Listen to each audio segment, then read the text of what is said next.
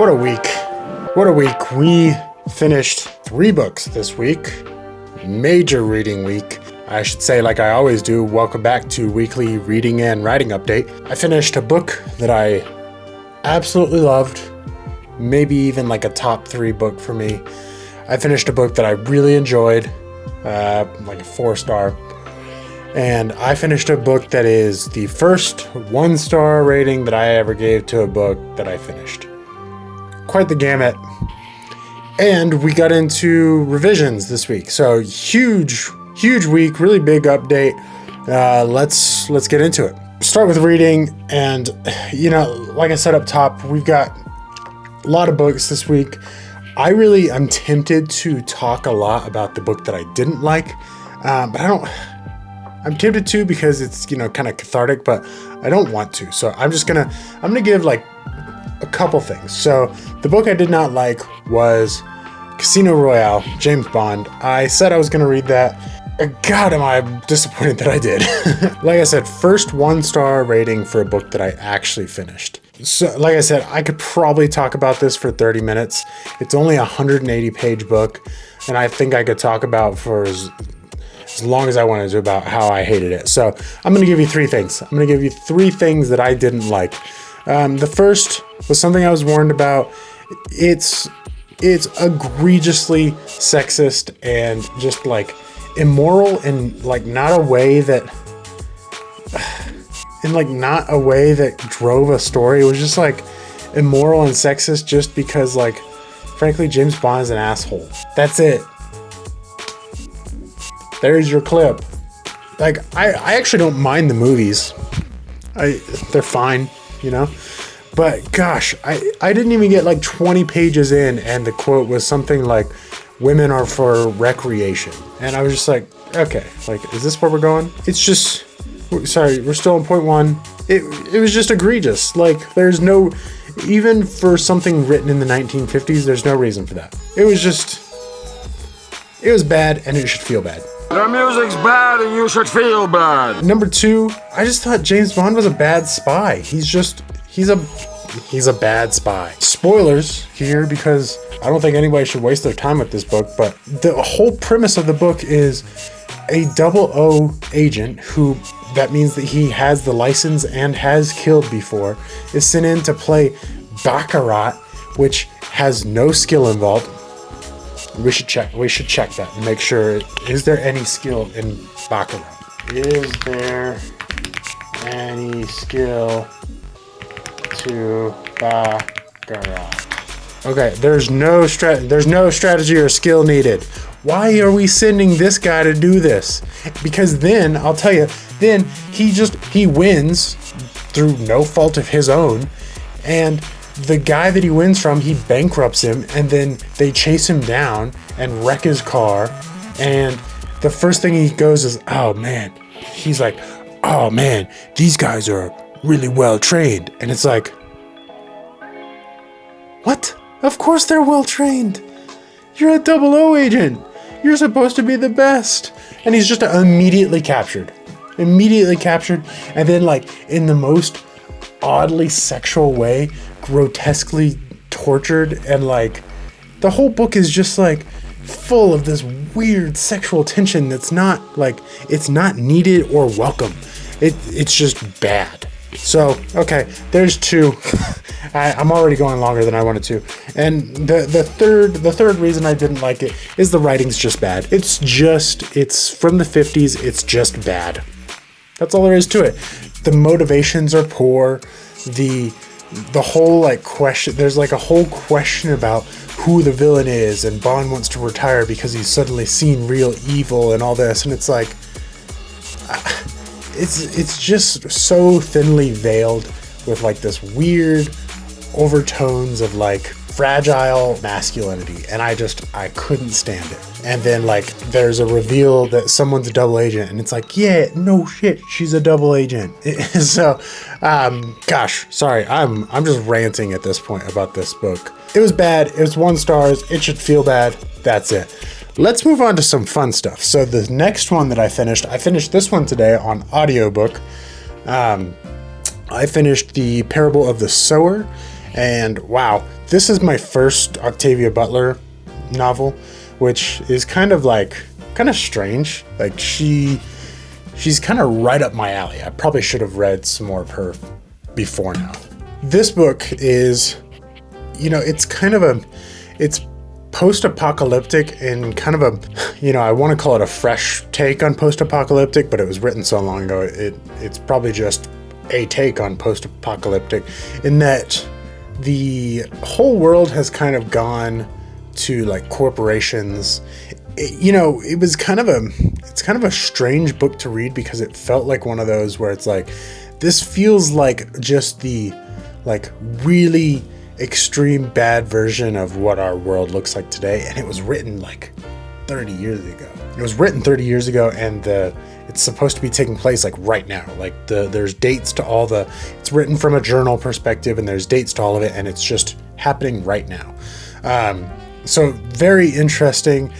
Butler's characters were just so engaging. It was such an interesting thing to read, such an engaging story, an engaging amount of like powerful characters at the same time as reading James Bond. So it was just, it was so good. It does have some very heavy themes to it, to the point where I finished and I was like, man, I think I need something light. I'm really considering doing a quick reread of the Monk and Robot series. If you haven't read those, some of my favorite novels, and they're really short, but some of my favorite novels out there, they're just very, I'll use the word cozy, but it's mostly just uplifting. And man, I just kind of feel like I need that right now. After the Poppy War, after the Parable of the Sower. Again, Parable of the Sower, very great, loved it, just kind of heavy. So I'm just kind of feeling like I need a break. I wanted to move on to the Eye of the Bedlam Bride came in. I wanted to move on to that. That's Dungeon Crawler 6. I think I'm gonna do a little bit of an easy, joyous read first, just to kind of refresh my palate a little bit. So, Parable of the Sower, great, definitely worth your time. If you're looking for something, it was about a 12-hour audiobook. So very, very much worth your time. Kind of a new one for us here. We've got a third book this week, and this book, of the two that I liked, this is the one that I'm like, go read this like now. I think it's 100 pages. That equates to about a 3-hour audiobook, and that was The River Has Roots. I listened to it straight through, and I think it's in my top 3 of all time, if not like top 5. It's up there. It's kind of a fairy tale.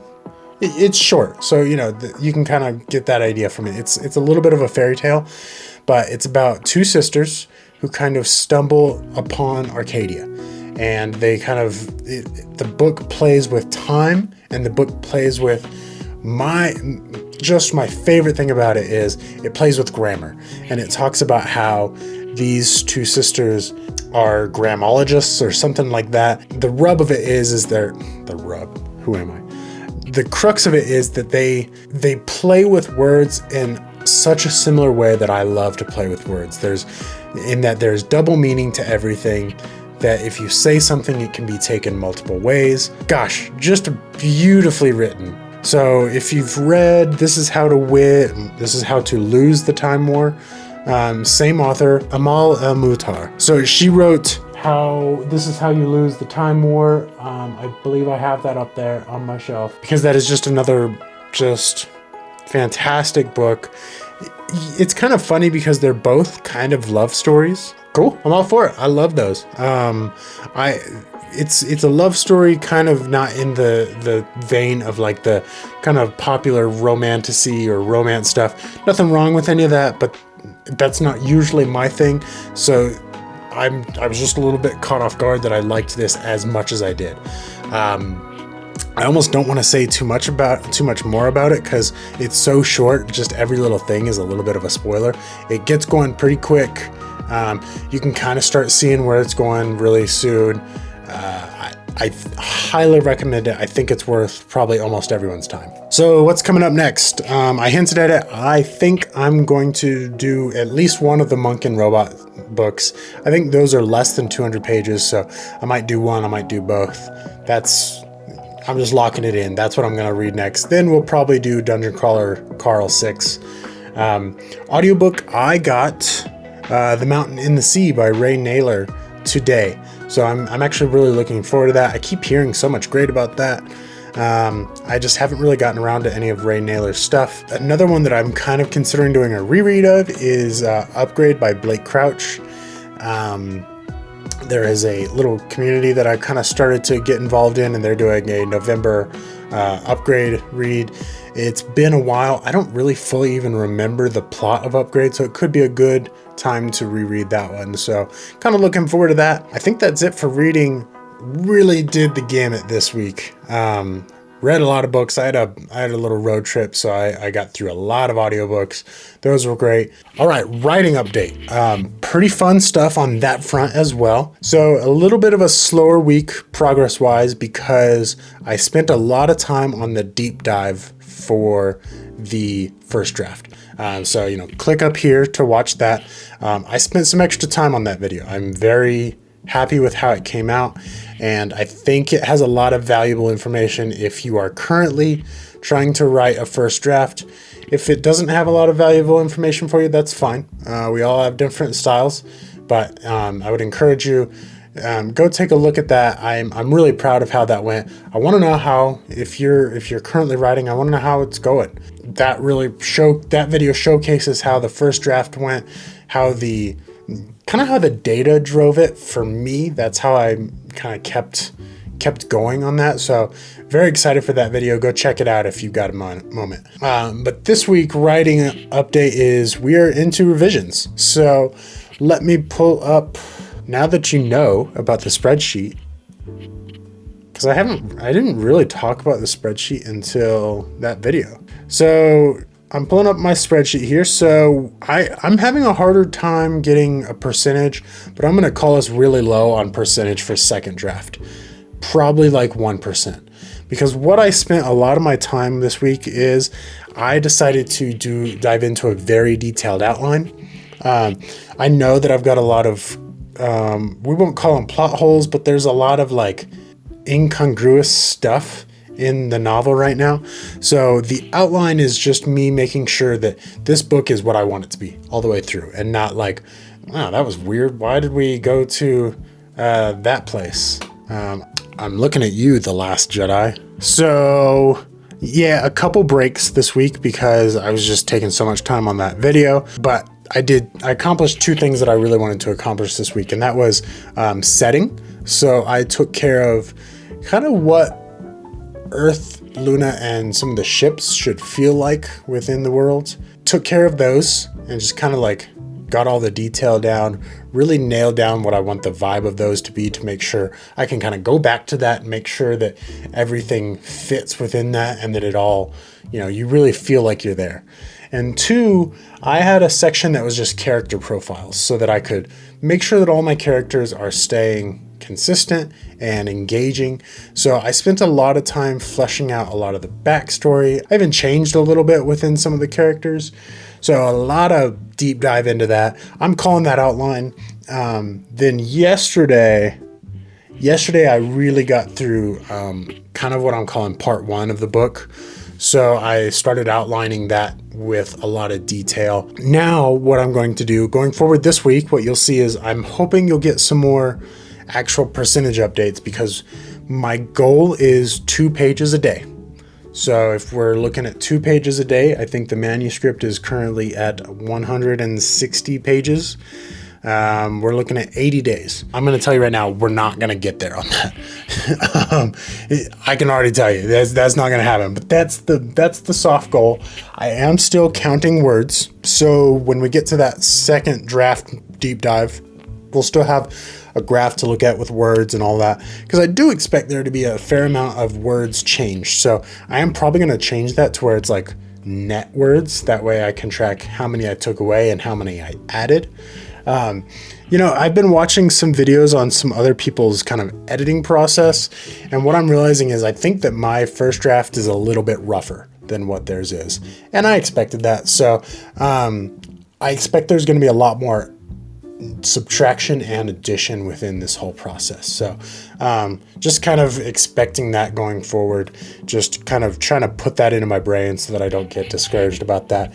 I mentioned in the deep dive, I think it's really, really important to sit with discomfort and to kind of realize some of the gaps in your writing and your art, and that is where art comes from. So I'm kind of just gearing up for that. I'm expecting it, and if I'm being honest, I'm trying to just look forward to it, because I don't think good books come from just perfect processes. I think that good books come from you pouring yourself into it for, as long as it needs to be to come out with the book that you want to put out. So that's what I'm trying to look forward to. I'm trying not to be like, oh, I'm so bad, or I'm whatever this is. I'm sure there will be days where I'm very discouraged. I'm sure there will be days where I'm very encouraged by it. That's what happened in the first draft. It's going to happen in the second as well. So cumulatively this week, what we got was I added another 3,000 words to the novel. Most of that is within outlines. So now I will be picking up the old manuscript. All my stuff fell out. I will be picking up the manuscript and we'll be going through it kind of line by line, and with that outline, those character profiles, the settings all in mind, and just kind of tightening everything up. That is your writing update this week. Hope there's some value in that. That is about it for this week. Again, if you have the time or the interest at all, go check out the deep dive video. That really gets into, I don't get into much plot in that video, but I get into how it happened, how the first draft actually happened, because that was such a monumentous moment, and I just wanted to share it and hopefully provide some people with, hopefully provide anyone out there who's maybe hitting a slump or anything like that, wants to write and has found they can't yet. You can, and you just need to figure out your process. And so I shared 3 tools that I think really helped me, then 5 lessons I learned at the end. I think that's it. Thanks for being here. Looking forward to the coming week with revisions and some more books. I'll probably have some more books finished next week, and we'll see you then. Bye.